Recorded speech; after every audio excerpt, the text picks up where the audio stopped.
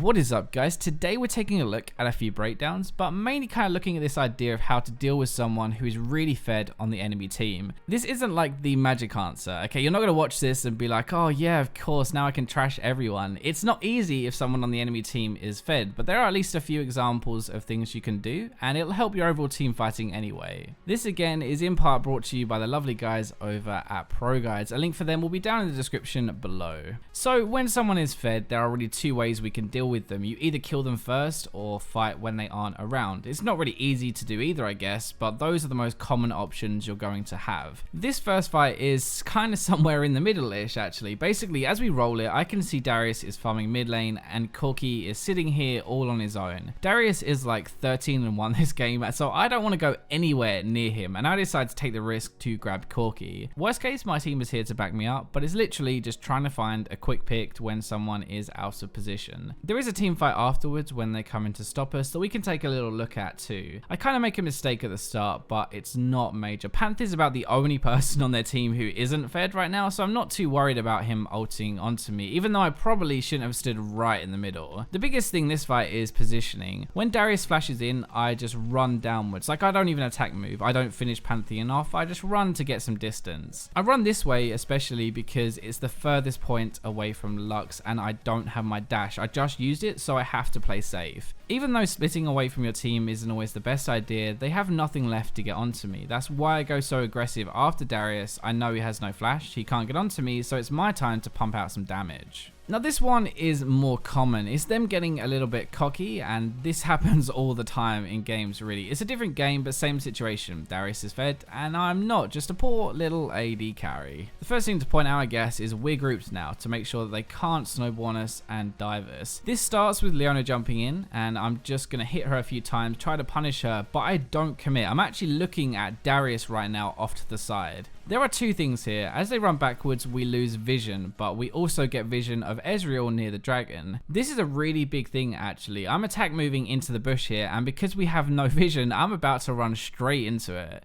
But yeah, so Darius gets cocky, he gets hit by a bind, and that is when I decide to use everything to try and kill him as fast as I can because, well, really, he can't do anything to me, he's locked down. Even though we're winning, they're ahead and they have a Leona ultimate still, plus Ahri just sitting there. I'm going to use my W first on Darius, and then my ultimate, which gives me the speed up, but it's letting me do some damage without actually having to go forward too much. I do make a mistake and get hit by the Leona ultimate, but thankfully this late into the fight, it doesn't really matter. I still should have used my dash to dodge it though, but the rest of the fight is basically just clean up after we took out the fed one. After those first two, you might just be thinking, okay, he's just telling us basic stuff, and kind of, but if you don't follow it, then this is what happens. I'm going to break this fight down, but I think it's good to actually watch the fight through first, so I'm going to leave you with this, and I'll be back in a second.